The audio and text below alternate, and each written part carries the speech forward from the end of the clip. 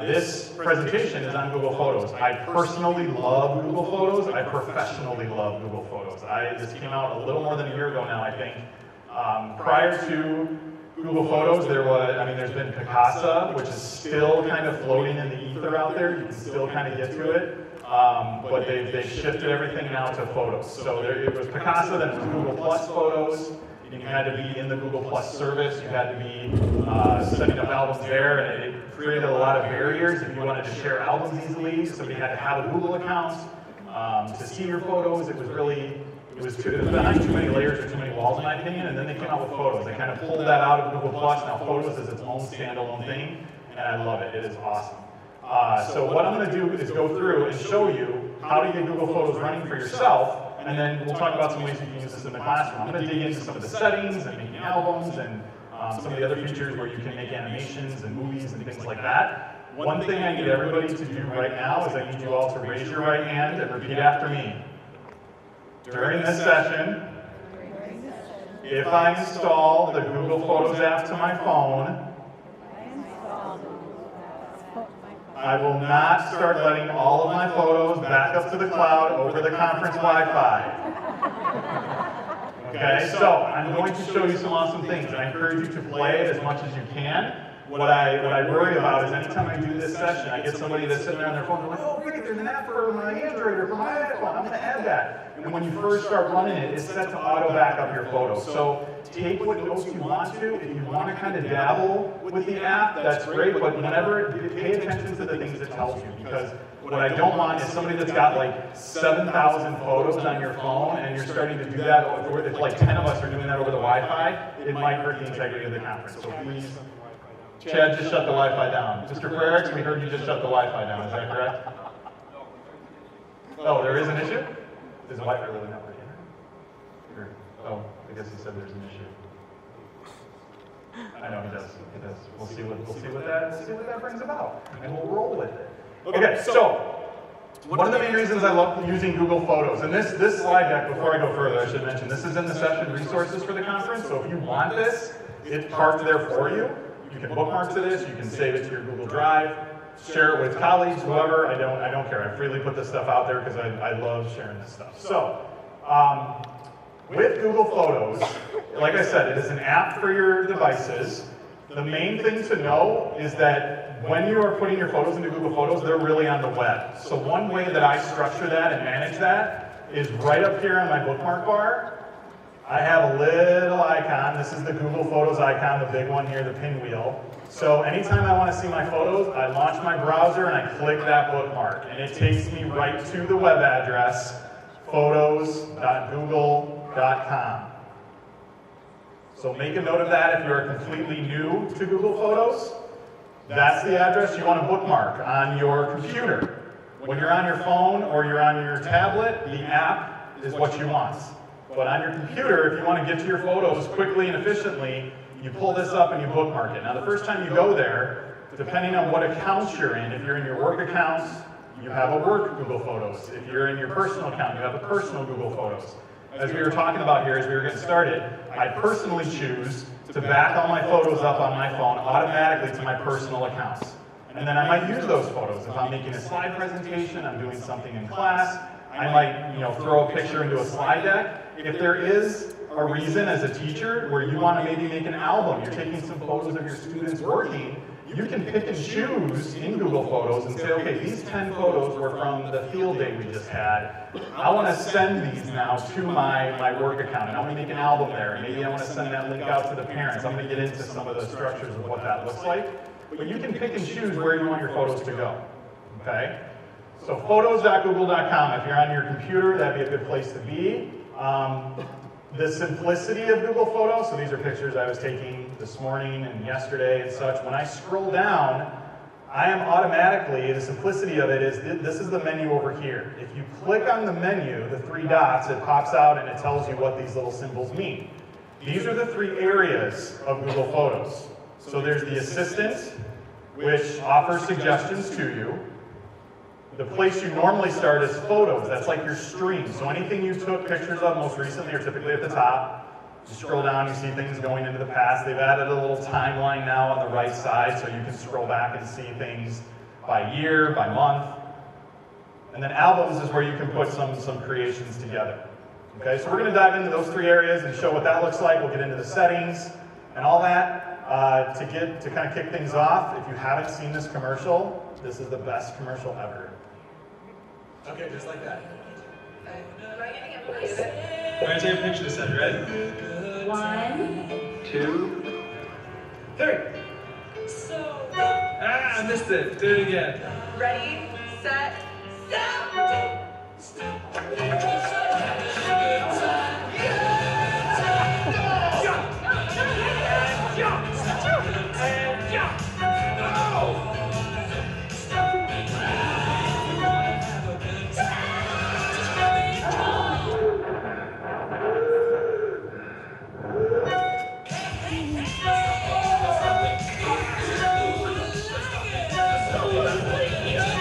Oh, Laura's holding up the Leaning Tower of Pisa all by her. Dang it! Take as many photos as you want without running out of space. Introducing Free Up Space. Never run out of storage again with Google Photos. So what Google Photos is doing is on our devices, Android or iOS, you have your gallery if you're on Android, you have your camera roll if you're on iOS. All your photos are locally saved on your device. What Google Photos does is when you do add it, set it up, and if you set it to sync, you can choose if you want that to occur over your data or just over Wi-Fi when you're at your home or your workplace. When those pictures back up, you can go into the settings and tap, like it showed in the video, Free Up Space, and it'll get rid of the local ones because it knows that those are really now in your account. Awesome feature to give you space back. So this came out during the Olympics, and I saw this commercial, and I loved it because my wife has an iPhone and I have an Android phone. We're in a mixed marriage, and her phone all the time does this. Like she's always full, and I'm like, oh my god. So we finally got her on Google Photos, and she's trained now. Don't tell her I said that. To know to go in and do this, so she can clean up those photos. So in terms of the slides, I'm not gonna go through and go through all the slides, but I'll mention some things I have linked up, like the original launch post is in here when Google Photos came out. This talks about how when you first start using Google Photos, you get the choice of what quality level of photos backs up into Google Photos. You get two choices. You get high quality or you get original. 9 out of 10 people should be choosing high quality. Unless you are a professional photographer that needs raw level images, and if you're a professional, if you know what raw is, if not, ignore that. But unless you need those super high end, you're printing poster sizes of everything, you will choose high quality. You'll choose the free. When Google Photos came out, this was a little bit of a game changer for photo storage because a lot of photo services would give you up to, iCloud is a perfect example. I think you get 5 gigabytes for free. Is that right? I don't have an iPhone. I think it's 5 gigabytes still, and then you can pay more and such. Google Photos completely free, and the free quality is up to 16 megapixels in an image. Again, that's only if you need to print out things that are like poster size or maybe a little hair bigger than that at a good quality. Would you even need 16 megapixels? So for the average user, or if you're just doing things with photos digitally, putting them into slide presentations, sending a digital album to parents, commemorating something at school, the free high quality is perfect for most users. That's what I use, and I do some professional photography, but I still just have it set to the free because I like free. When you go into Google Photos, this is a screenshot of what the settings are. I'm actually going to pull mine up live here, and we'll see if there's any new, sometimes I uncover some new hidden gems they've worked in. So again, I went to my Google Photos. I go down here, here's settings. Let's see if there's anything in here. Now, if you're playing along on your computer and you're looking in there might be some different choices if you're in a work account versus a personal. The work accounts, some of the features aren't available yet in the work accounts or vice versa. I always find one that's in one but not the other. Just to talk through what some of these are, the assistant, as I mentioned, Google is building this into a lot of their tools, the assistant that will try to offer you helpful suggestions. When we take a look here at the assistant settings, this means that the assistant will offer creation ideas to you. It'll see your photos, so if you took, like this happened actually on a trip recently. We were in Paris, and I took a picture of Notre Dame. And beautiful building, I took a color picture. Well, the assistant knew that I took that picture, and that picture's fine. That picture's in my photo stream, but it also offered me a variation and said, hey, here's a black and white of this beautiful stone structure building. Do you want to save this? So it's a totally separate photo. It didn't touch my original photo, and it pops up in the assistant area, and if I like that, I can choose to save it. It'll offer suggestions like, if you hold down your shutter and you take 10 or 15 or 30 pictures in a succession and like somebody's moving, it'll create that as an animated GIF. I'll show you some examples of that too, and it'll say, hey, you took these 30 pictures, and this looks like it was a child running, and it'll make an animated picture for you. So I love the assistant. It always is offering things that maybe my eye wouldn't think to look for.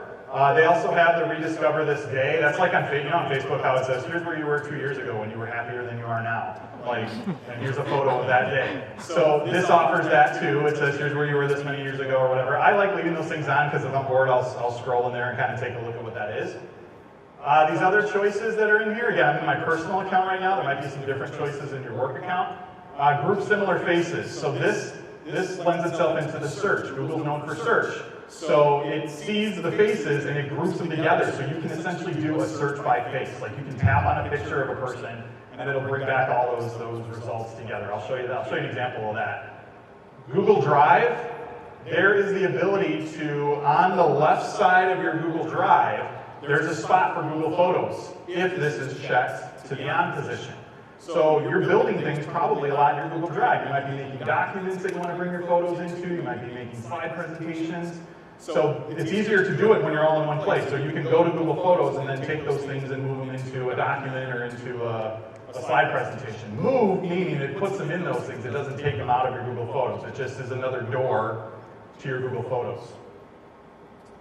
This one, remove geolocation and items shared by the link. So when we talk about sharing photos, all digital photos naturally have what's considered metadata in them. It's data about, it might be data about the location. If your location services were on the phone, it'll be what shutter speed it was taken at, date, time, all that metadata is built into the digitalness of the phone. If you have this on, that means when you start sharing photos, if you were worried at all that somebody would, like you didn't want somebody to know where that photo was taken or where you are, if you're on a trip or something like that, this removes the geolocation information. So it's kind of a safety security thing. If you want it on, if you don't care, you don't have to check this on. The activity log, I don't know let's see what the activity log is here. Oh, this might just be when I've shared or who I've created things with, or comments. Okay, yeah, so you can, when you build albums, people can comment on photos. So I have some shared albums from other events, like this was from another conference, so some people left comments on a photo. So if I wanted to go in one place and see what the newest activity was, that's what the activity log is. So we'll get into that a little bit as well. So that's in the settings. Again, it's good to know what's in the settings. Now, the settings on the phone look the same, but there's a few different variations. So what I'm going to do right now is I'm going to switch windows here. And I'm going to turn my phone on, and I'll try to zoom in on this the best I can. So I'm working on an Android phone. And on my phone, I have added the Google Photos app. And I'll try to zoom in where I can here. Let's do this. So notice, the thing I like about this app is that it looks very similar on the web to the app. I like that because then there's no loss of, oh, now where do I go for this thing? So similar to what I just said a minute ago, the menu is up here. Here's my assistant, my photos, all the different things I can go into. If I go down to settings, I want to point out the very important pieces here in the mobile version. So right now, my phone is set. The very first choice is what you want to pay attention to. Backup and sync. Backing up to chadkafka@gmail.com. That means it's going to my personal account. Again, I do this workshop sometimes with teachers where we start using this, and they may not remember what account they're in, and they go start using this, and they put it on their phone, and they sign in with their work account, and it starts taking all their photos and putting it into their work account. So you want to make sure on your mobile device you know where your stuff is going. When you tap on this choice, you can see backup and sync. It's going to chadkafka@gmail. That's what I want. You can also pick, because a lot of our apps let you take pictures in the app, So if you're in Facebook, you can take a picture in Facebook to post it to Facebook. Same thing with Twitter, and what else do I have? Goose Chase, Hangouts. All of those photos, depending on your device, might get saved in different folders. So this lets you say if you want those things to also back up to Google Photos. So if you want to put everything in one place, that's this other backup device folders choice. So I'm not going to go through every single setting in here, but I encourage you to go into the settings for this app because you want to know where your stuff is going and what you're doing. The other main thing to pay attention to here, I'm just going to slide this up, is when is that stuff backing up? The choices on a mobile device are this. Do I want to use my cell data to back my stuff up? Or do I want to, or not? It's either cell data or not. If it's not, then it does it only over Wi-Fi. So we have unlimited data. My wife and I have an unlimited data plan, so I don't care if it does it over our data plan. If you have so much you're allotted a month, you want to turn this off. And then what happens is it knows the next time you're connected to your home Wi-Fi, or maybe you connect to your Wi-Fi at work, then things will start backing up into Google Photos. So that's another one to pay attention to, because especially if you shoot video, because videos can also go into Google Photos, you don't want to like blow out your whole data plan for the month, especially the first time you install this and start working with it. So cellular data backup, super important to pay attention to. And you can decide if you just want photos or videos or both to back up. I just left mine on because, like I said, we have unlimited data. You can also kind of get down into a granularness of this. If you only want your photos to back up, like maybe you put your phone on the charger at night when you go to bed. If you check while charging only, that means only your photos will back up then. That's also a good way to save battery power. With mine the way it is right now, I run the risk of if I'm taking a bunch of pictures and videos, it's going to drain my battery because now it's also doing some work to send that stuff to Google Photos. So set this how you want and how it makes sense for you. Roaming's listed on there too because depending on your phone carrier and if you have roaming charges or not. So that is one difference that is in the settings on the mobile device is the backup and sync. Other things I already mentioned on here, assistant cards, same thing. Free up device storage. This was like the commercial showed. So depending on your settings, if you go into the Google Photos app and you see that things are already in there, they're already uploaded, and I'll show you how you know and don't know that. You can come in and click free up the space, and then it'll wipe out your local drive because everything's already in the cloud. Face grouping, Google Drive, I already did. You can, I didn't play with this one yet. You could add a shortcut to get to, add a shortcut on your camera app that jumps to Google Photos. Oh, so if I'm in my camera and I want to go right to Google Photos, I could turn that on. I don't think I need that. Notifications, you can have notifications on. That just means that there's a new thing in the assistant, it'll ding you. So yeah. Questions on the setup and the settings, that's like the technical stuff. I try to get that out of the way first so you know what you're getting into if you start using the app. And now we'll go into like creating things and what happens and all that. Any questions thus far? Yeah. I'm in my personal account. Yes. It's not backup to Google Drive. It just is an. The word Google Drive in the settings. Okay, so that might not be. Is that iOS? So maybe it's different on Android than it is on iOS. Right now, they just may be set up different. Any other questions on settings? This is all in the slides. I just like to show it more live because if you're playing with your phone or your computer, then it kind of makes more sense. Okay, so let me double check where I'm at here so I don't veer too far off. So hit settings. Oh, this is a good thing to mention. If you have a Mac computer at home or a Windows computer, there is a Mac or Windows app as well that you can point to where your photos might be located on your computer and say, you know what, I'm meticulous with my photos. I put all my photos on an external hard drive, so I added this app on my Mac and pointed it to that external hard drive and said, here's where all my photos are. And it backs those up into Google Photos as well. It doesn't do anything to them. It leaves them on the drive. It just also makes copies of them into Google Photos. So now when I go to Google Photos, I essentially have every photo I've ever taken in Google Photos since 1998, I think, is when I had some of my first digital scanned photos. So this desktop uploader is a good thing if you get into Google Photos, put this on your computer, and then you can say, back up my stuff, and then anything new you put in that folder, if you use a camera card for, from a camera, and you put it in your computer and you always save your photos there, anything new you add, if this is on and running, it'll automatically back those things up as well. So great for the phone, great for the actual camera, and if you're saving files somewhere on your computer. Okay. I think what direction I want to go here. Yeah, we'll get into some of the settings and features. Okay, so sharing. One of the main reasons I went to Google Photos was prior, when I was kind of dinking around with Google Plus Photos and Picasa, sharing was nice, but I always had to make an album, and so I had to do work, and I don't like doing work. So I would have to take the time, figure out, make an album, then I had to go into the share settings and share and blah, blah, blah, blah, blah. One of the things that really attracted me to Google Photos is exactly what this little animated screenshot is doing. You can go into your photo stream and just pick a bunch of photos by tapping and holding and dragging. So if I want to pick those photos, or maybe I pick them out of order, I pick some here and some here and some here, then when I tap the share button, the choices I get are I can send those to any of those services. Or I can get a link for those photos. I don't have to make an album first. I can bypass the whole make an album step if making an album drives me crazy. And I can just tap and say get link. That's the upper leftmost choice is get a link. And I can send that link to anyone. They don't have to have a Google account. So how I started doing this was I was taking some pictures. My mom loves our dog. We don't have kids, we have our dog. That's her grandbaby, and she loves our dog. And so we would take pictures of our dog, and so I would go in and occasionally tap some pictures, share them, or get a link rather. I'd text her that link.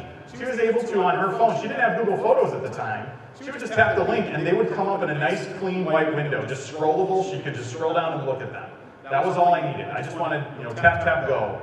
And Google Photos, the simplicity of sharing, I really, really like it. You can make albums. Since then, I've started making albums, and I'll share some with you and show you how that works. But just the ability to share this right to a link and get that link to her quickly, that was a win for me. The other nice thing is when you do that, so let me mock this up a little bit here. Let's see. Let's say, so I'm on the computer, so I'm going to shift click. So these are some pictures I took here at the conference. So let's say I've selected those, okay? Here's my share button. Share looks like this on most Android devices. On iOS, it's the box with the arrow coming out the top, I think. So you click share. So on the computer, there's a few less choices. You can share it to Google+, write to Facebook, write to Twitter, or get the link. So I'm going to get the link.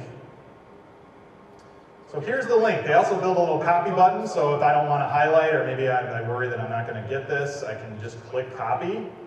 Okay, so that's copy. So now, I'm going to open a brand new window. I'm going to be not signed into anything. We're going to pretend I sent this right now to my mom. This is what it looks like. No one is signed into a Google account right now. Notice it says sign in right here. Okay, no one's signed into any Google account. She just gets this, so she could click on these pictures and take a look at them.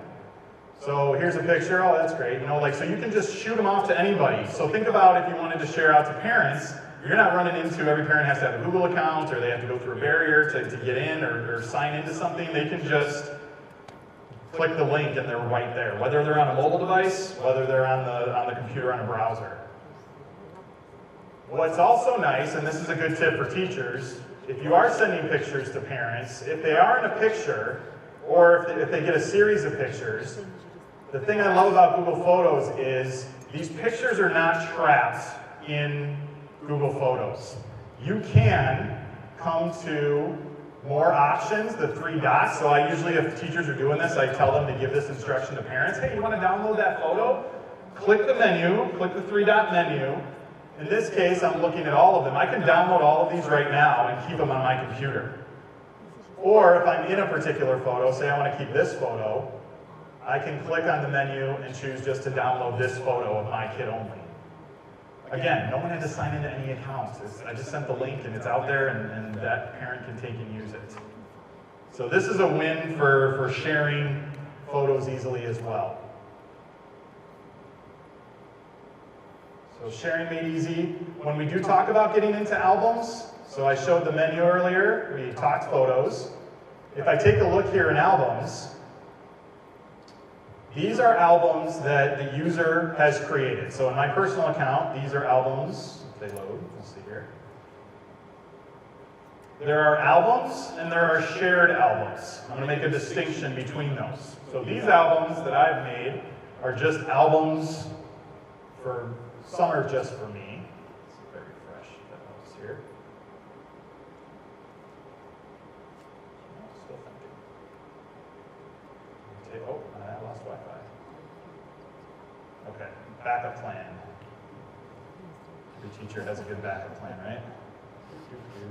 Okay, I am off Wi-Fi. We'll go on my data. We'll do it over here. Okay, so albums.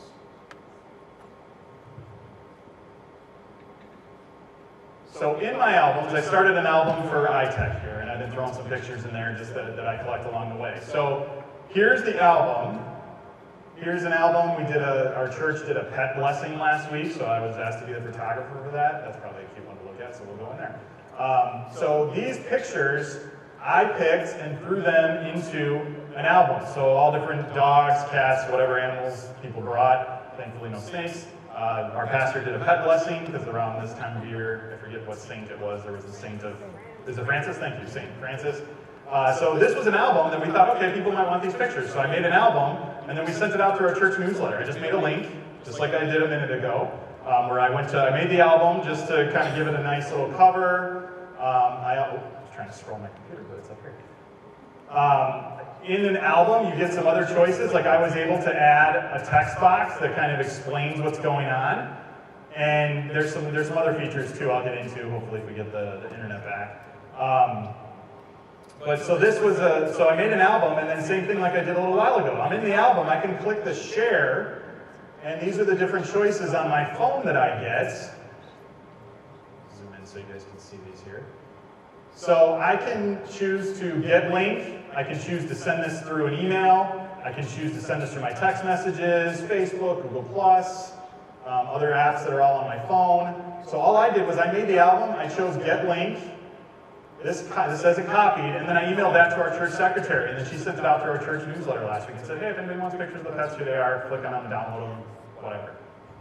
So think about using that in the classroom as a teacher. Maybe you make an album for the year, and you send that link out to parents early on, and maybe it's on if you have a teacher website or wherever you post your resources for students or for parents, and you have the 2016-17 photo album, and you just constantly add new pictures in there, and maybe it's part of your weekly communication to parents, like, hey, new pictures in the album, go check it out. You don't have to make a new album for everything, unless you want to. Some people like doing it, based on activity or events. So great ways to share that out. All right, looks like Wi-Fi's back. Awesome. So, good. So here's all the different albums. So there's albums, and then there's shared albums. So if you make an album, and there are other Google Photo users that you want to also have the ability to add photos into that album, you can do that as well. So this album, I think I did. Let me make sure here. Yes. So this was an album we went to at my cousin's wedding. I think I made this shared. Yes. So this was a shared album. So what I did, let me back up and show the steps for this, how to get photos into an album. So I'm in my Google Photos, I pick some pictures, so click, you can shift click to select a bunch at once. If you go to the plus is what lets you create something, whether you're on the phone, whether you're in the browser. So you click on the plus, if you know you're going to share this album with others, you would choose a shared, that says shared album, but you choose shared. If you picked a bunch of pictures and you want to try to make an animation, you can pick animation. If you want to make a collage, collages are between 2 and 9 photos, so you get a photo that there's like blocks of 4, 5, 6 pictures all put together. These are the things you can create from the plus menu. If I choose a shared album, this is what it looks like.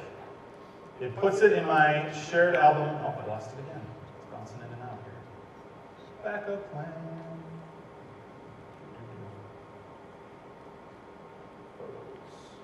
Tap. On mobile, I love it because it's just tap and drag. Okay, so same thing. I hit the plus. I can choose on the phone, you get a few different choices. You can make an album, a shared album. You can make a movie on the phone. You can't do it on the computer. I'm not sure why yet. The movie just puts the pictures together. It kind of, does anyone use Animoto? It kind of looks Animoto-ish, where it puts the photos together, and I think it picks some music. I don't know how granularly you can make the movie, but it just puts them into a video clip. So that's an extra feature on the mobile platform. Animation and collage are all there as well. So if I'm going to say I want to make a shared album, this is going to take those photos now into a shared album, and I can give it a name. So I'm going to just type fake iTech, so I remember to delete this later, hopefully. And I can tap on share, and now here's where I can choose if I want to get the link, I want to share it out through email, or do whatever. So I'm going to choose get link. Okay, so the link is copied.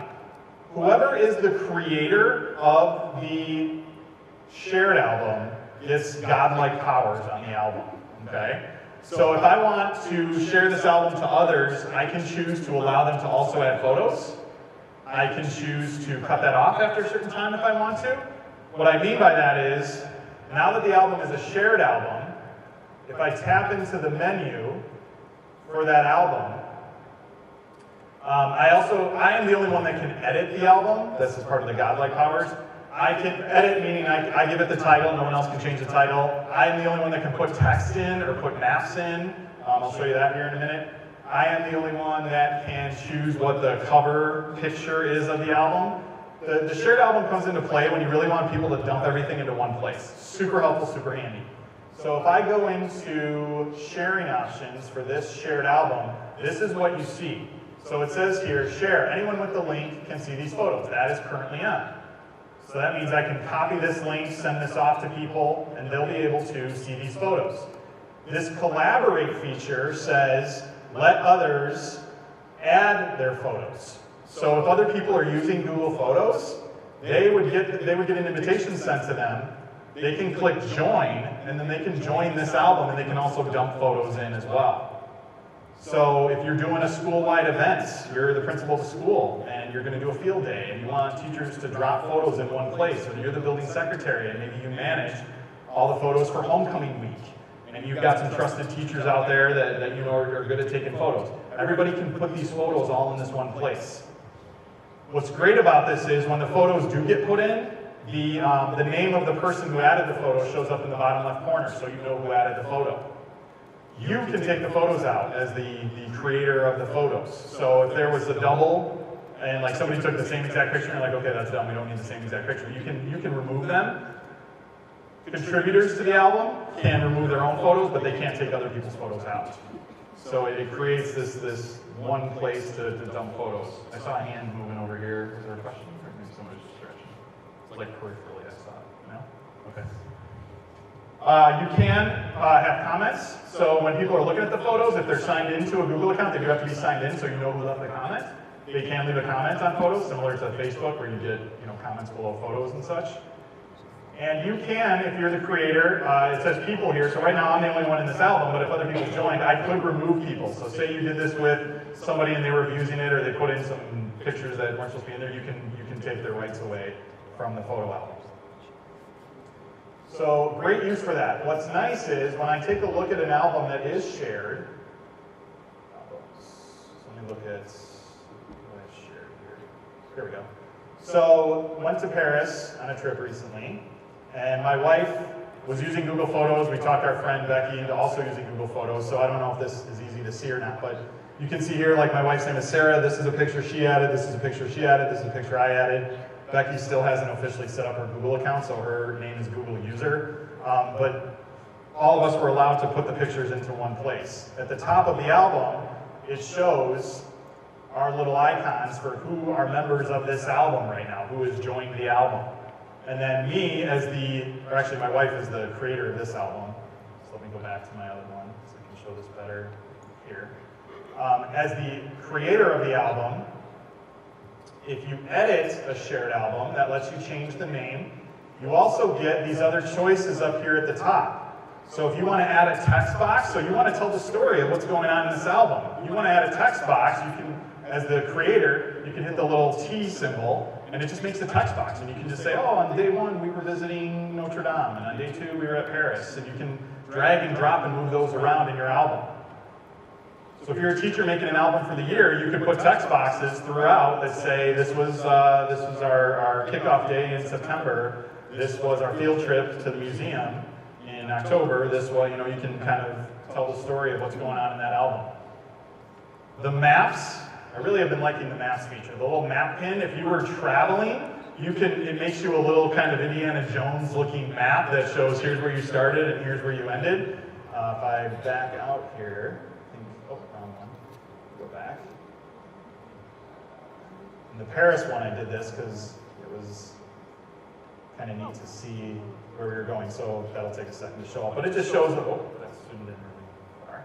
It just takes a Google map, and so I said from our hotel to Notre Dame, that's where we went. And then we went out to Versailles for a day and did a tour out there. So we went from Paris to Versailles, and you can have little maps throughout your album as well. And I think... So are they arranged by the time? Great question. So as the creator of the album, by default, the question was, are they arranged by time? By default, they go in by timestamp. So if you've added pictures or somebody's added pictures, it's all based on timestamp. As the creator of the album, you can choose when you're editing the album, this last little icon up here, this arrow, you can choose oldest first, newest first, recently added. So you can, like, based on when people actually added them, not based on the timestamp of the photo, would be recently added. I usually choose, once an event is done, I usually choose oldest first, so people see, like, the linear timeline of, hey, here's what happened at the beginning, in the middle, and the end of whatever it is that we're adding photos for. Good question. So those are the edit features of an album. We'll get into the edit features of a photo too, because you get a little bit of flexibility with what you want to do with some of the photos.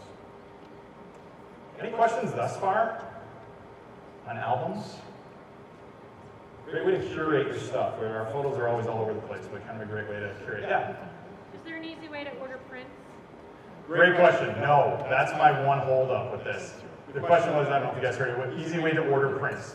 In the past, Picasa was tied to, I think it was tied to Target or Walgreens, and you could like pick in Picasa and shoot your photos there. Currently, and I don't know if it's just because Google Photos is so new, it's not tied to any service yet. So the downside is, if you did want to send pictures to a service for printing, you do have to go and like pick them and download them to your computer and then upload them to Walgreens or to Target.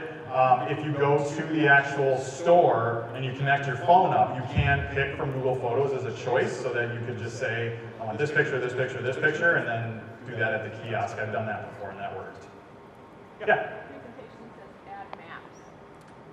Add maps. So that was what I showed in the album? To albums. To albums only, yes. So you can pick, you can make a map of locations. So what that looks like, if I'm in an album that I'm the godlike powers of, when I tap on the map marker, it lets me choose, do I want to map just a specific location, or do I want to make a map of like from point 1 to point 2? So I can type in, I want this to be from Iowa Center.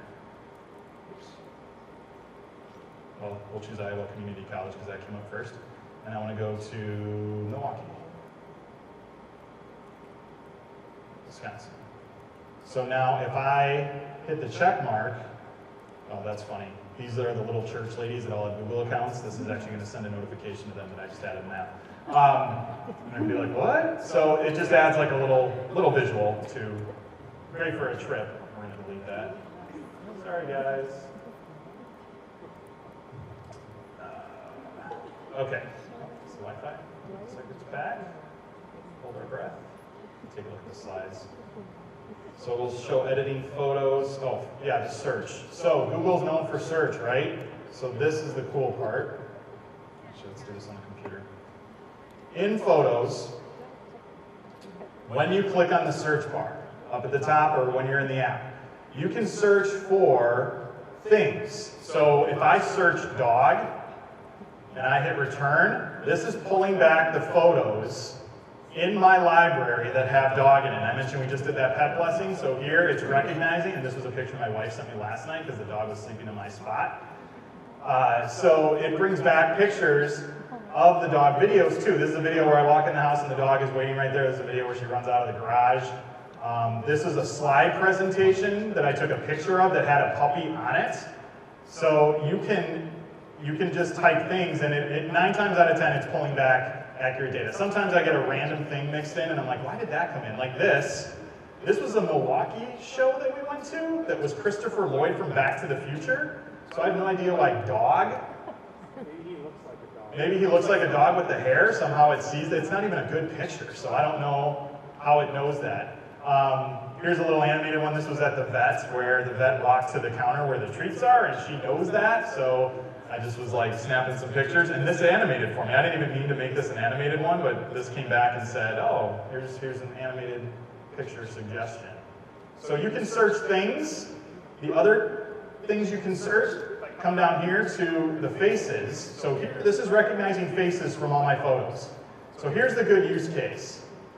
So here's my little brother. So my little brother turned 30 last year. I click on his picture, and it brings back any of the pictures that he's in. He's the one here in the blue shirts. This is another family photo that he's right there. I'm going to scroll all the way down to see how good the Wi-Fi is if this all comes up.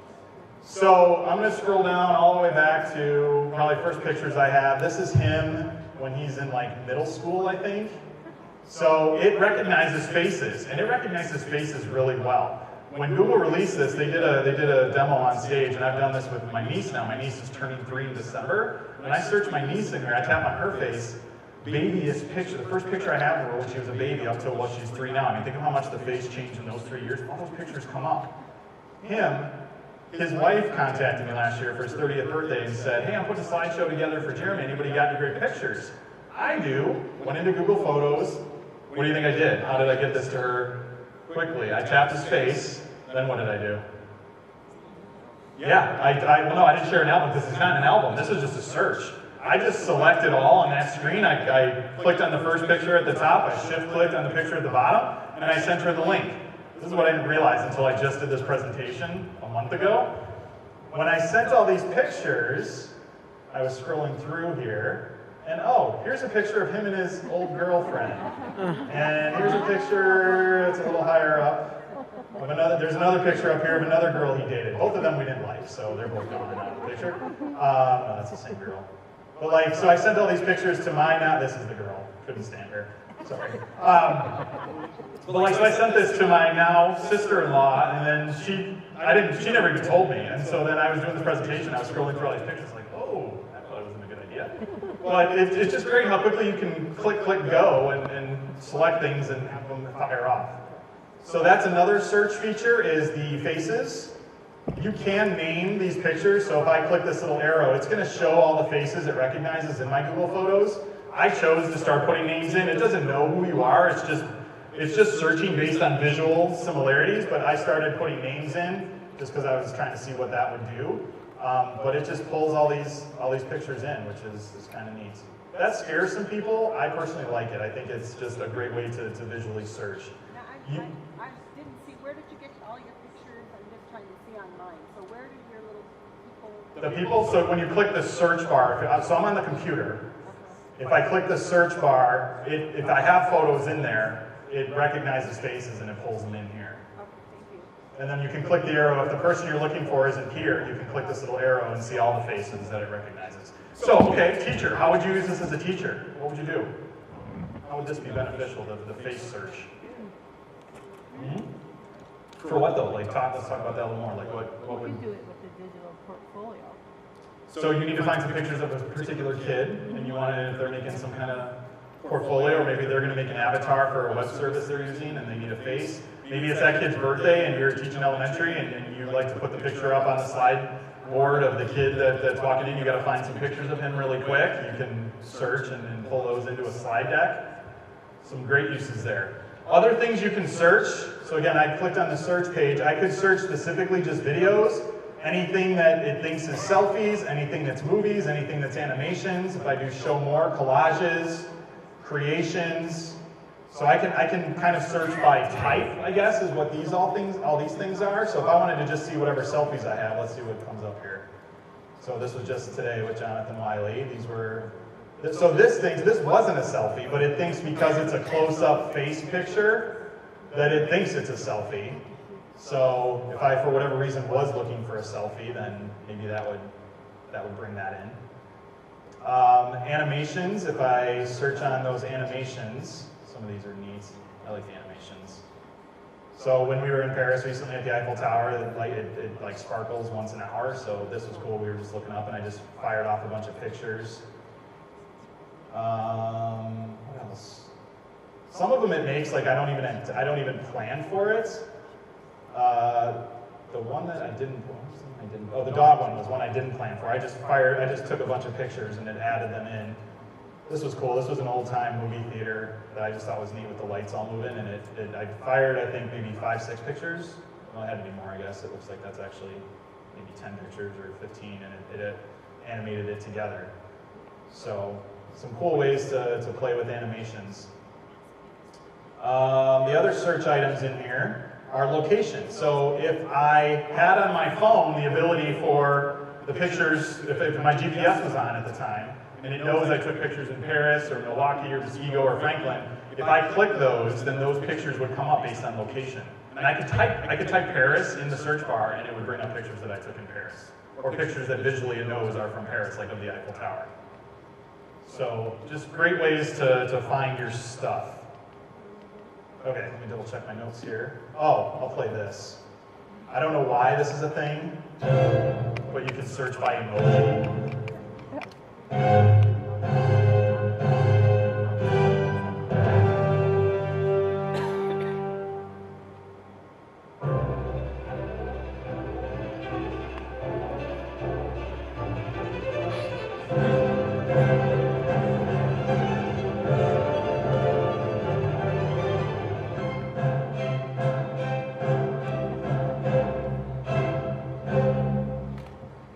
No idea why that's a thing, but it is. Like if you're on your phone and you have a keyboard that has emojis on it, you can actually put an emoji into the search on the phone and it'll pull up results. So if you did a smiley face, it would bring back people smiling. Yeah, just kind of interesting. So some of these slides, like I said, if you go through the slides later, I'll show you the assistant here in a minute. This talks about like how you can build an album, how you can make a shared album. I kind of showed some of this live animation. So this is our fire pit in the backyard and just rattled off some pictures and it animated them together. When you are when you're at Google Photos, whether you're in the browser or whether you're in the app, when you tap on the assistant or click on the assistant, I guess first I should mention if there's a little red circle, that means that there's new things in there. So if I click on assistant, let's see what comes up. So here, yeah, 8 years ago, these are some pictures. 4 years ago, my wife with alcohol, that's always good. Yeah, so this was an animation of some friends. So it made a movie of some of my trip pictures and threw them together. So if there are things in here that I like, I can click Save to Library, and it saves it into my photos, and then it's mixed in with all my other photos. So the assistant offers stuff. Sometimes it offers stuff, and I'm like, why did it offer this? Like, it'll make an animation, and it doesn't make sense, and then you can just close it or disregard it, or X it out. So if I didn't want this animation, I could click X right here, and that would go away. Here's one. This was one of the castles we visited. So it offered a black and white picture, and it did a little photo stuff on the side. That was one thing I forgot to show you guys. If you do want to edit your photos, so let's do Paris. Let's see what comes up.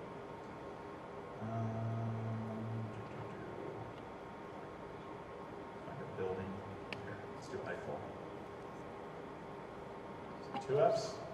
I think it's 2 Fs. There we go. So for whatever reason, let's say I want to do some editing to this photo. I come into this photo. To edit a photo, there's some very simple editing features. I can go into Edit, the little pencil, and these are my choices. There's 3 menus here in the edit. I could lighten a picture, so if I increase this, that'll make it lighter. Oh, it's slow here. If I want to make the color black and white, I can turn the color all the way down. Now it's a black and white photo. I can turn it up, and it really makes the color pop. There is a pop choice, which I think is like your saturation. So if I really want the colors to be really vibrant and kind of pop arty, I can play with that. Vignette, this isn't going to look good because it's a black and white, or it's a black photo, but this would add like little borders around the photo, like a little black shade. That's not going to, you're not going to see that at all. If I want to give it a filter, so Mars, give it like a little red overlay. This aerial one would give it like a little green overlay. You can play with this like some other photo apps let you do. If you had to rotate the picture, maybe it came in wrong, or you want to crop it or anything like that, you can rotate and crop and then save. It'll give you the choice too. Do you want to just save the copy, or do you want to save it over the original? So not a full-blown Photoshop where you can really get in and do some graphic art design type things, but enough that you can touch up a photo a little bit if you need to. So that is are we done? Is it 3:50? We go till 3:50? Anybody know? I think it's 3:50. You guys all fall asleep on me, didn't you? Oh, see, yeah, there's another good animation. That was from the game I went to last year. Woo! That's always a good animation to put up. Yeah, I think we go. Okay, so we're a little over time. But, so I mentioned some things along the way of how you can use this in the classroom. Think about animations you can make or ways you can visually bring things into the classroom using Google Photos. But the most important thing when you sit down and play with this, make sure you know where your stuff is backing up. That's been the most common thing that's confused people right at the start. And please use these slides if they help you. I'll stick around if you guys have any questions. Thank you so much for coming. Hope you guys are having a great conference. I'm repeating this tomorrow.